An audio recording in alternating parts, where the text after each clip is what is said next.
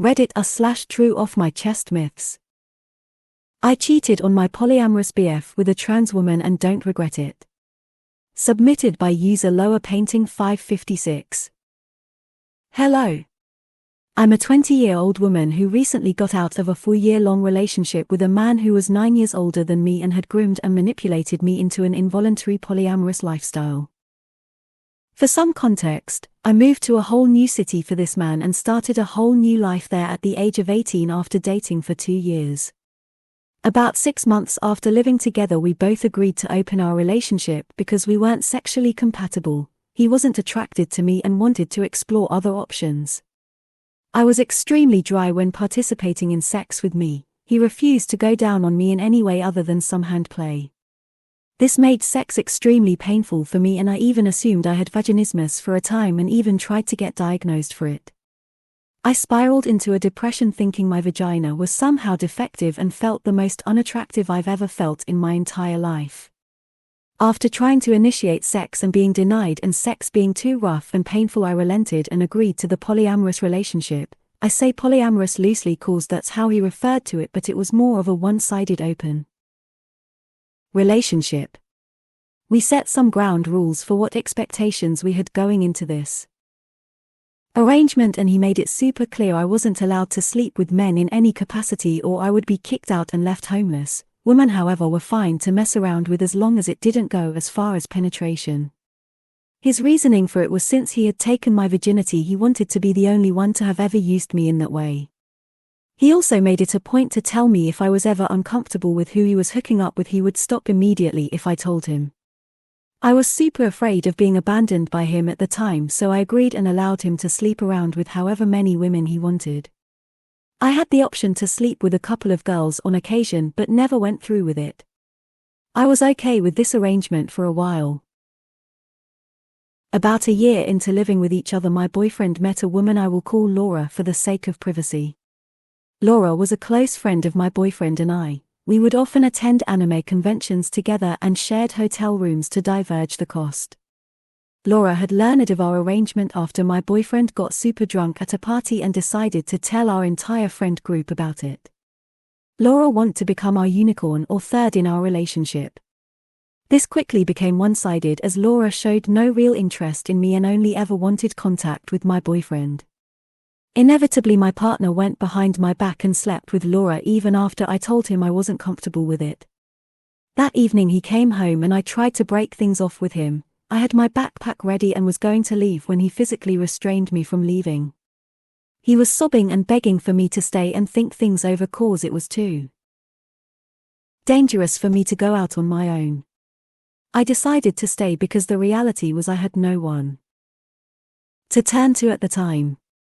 Laura eventually found out about how uncomfortable I was and distanced herself from my BF. My BF was super unhappy about this and he began to verbally degrade me after this. My boyfriend would tell me constantly how he preferred Laura to me and how if I lost weight I would be so much prettier. After a couple of months of being degraded, I decided to start actively talking to people about dating apps.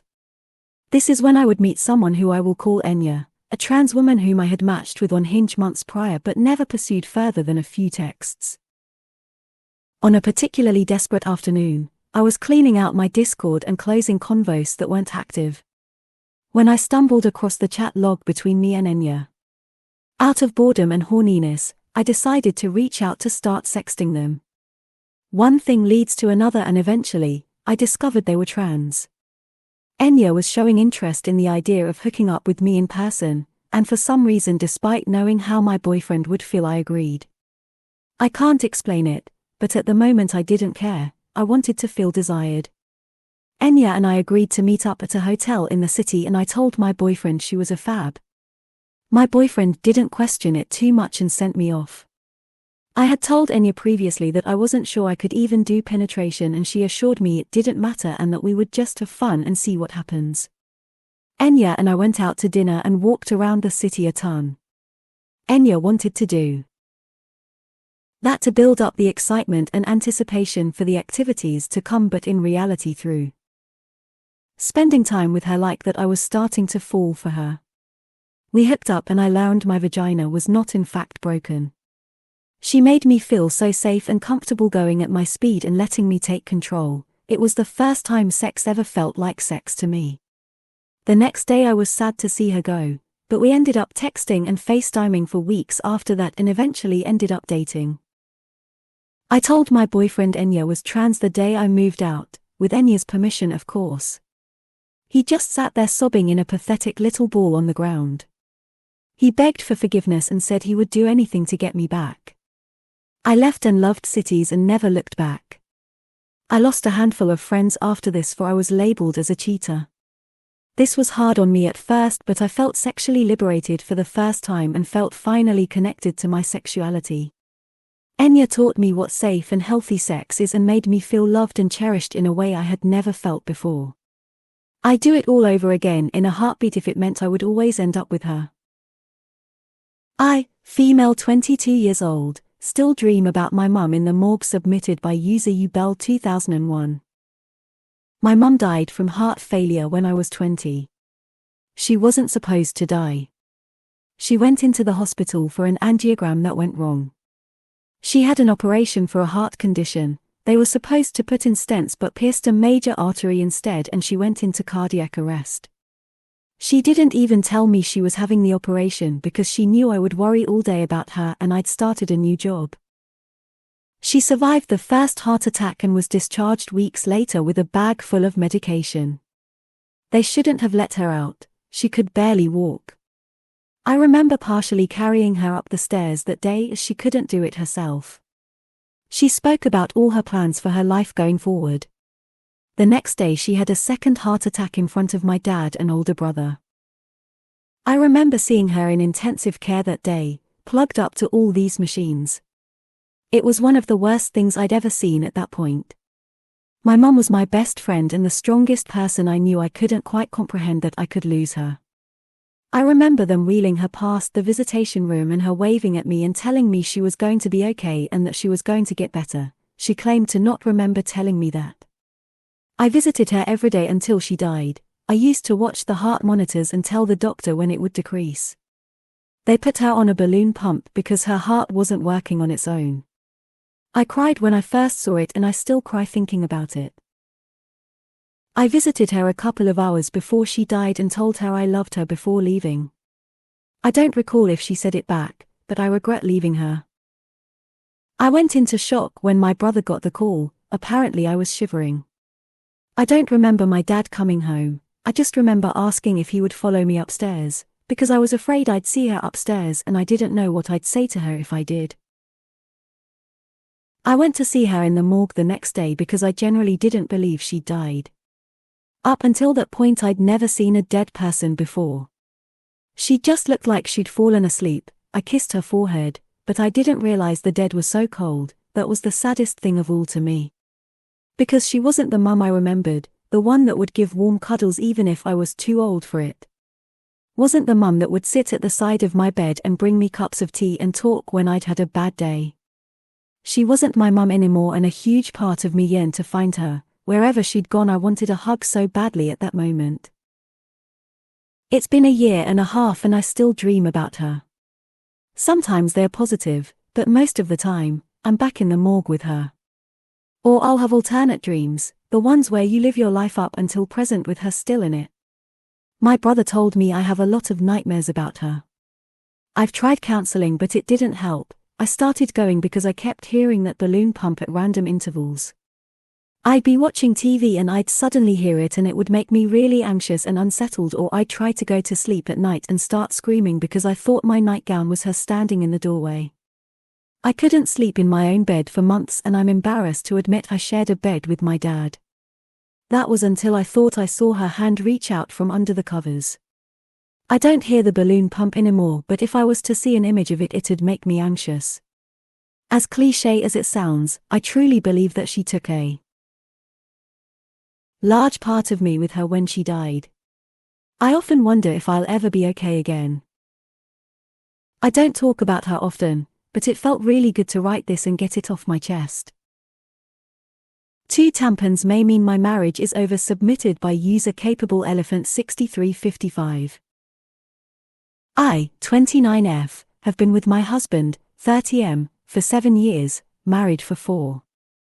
I've never had reason to suspect he was unfaithful to me or even remotely dissatisfied with our marriage. He likes to joke that we're still living the honeymoon phase nearly 5 years and 2 kids in.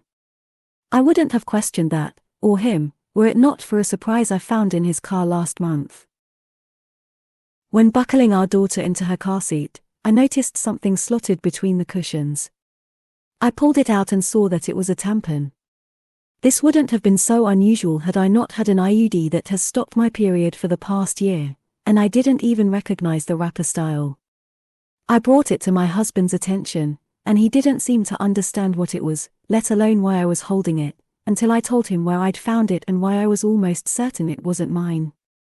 He shrugged and said it probably belonged to his coworker, Fiona.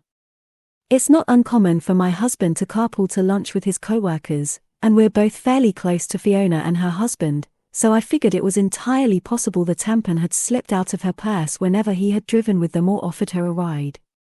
No big deal. I put it out of my mind until we had dinner with Fiona and her husband a couple weeks later. I had sincerely wanted to believe my husband. I just couldn't get over the way it had been tucked in the seat and how my husband had seemed not to have any regard for it whatsoever. Maybe playing dumb. I don't know. I did something that I now feel kind of crazy for doing. I faked an emergency and asked Fiona if she had any tampons while we were out together. She handed me one almost identical to the tampon I'd found in our backseat, and I breathed a sigh of relief.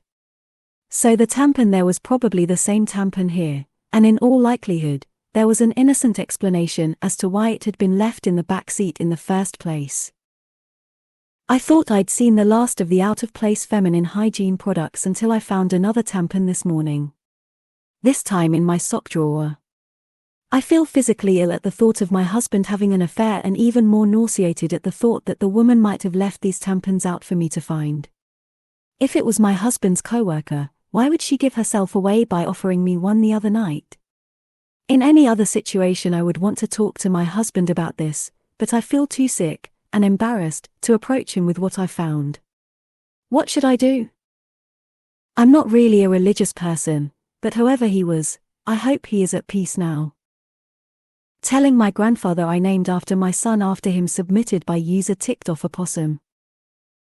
I just wanted to get this off my chest because I'm really missing my grandfather tonight. For context, I was raised and adopted by my grandparents. He had dementia and I was thinking of the last conversation we had when he was still coherent enough to understand and remember me. When I found out I was having a son when I was 20, I decided to give him my grandfather's name. I lived in a different city than them at the time, so I called him and told him I was naming him after him. And I remember him saying, "Really, OP? I'm so flattered, baby girl." It was the happiest I had heard him in a long time. He passed away a couple months later when I was 6 months pregnant. I love you and miss you so much, Granddad.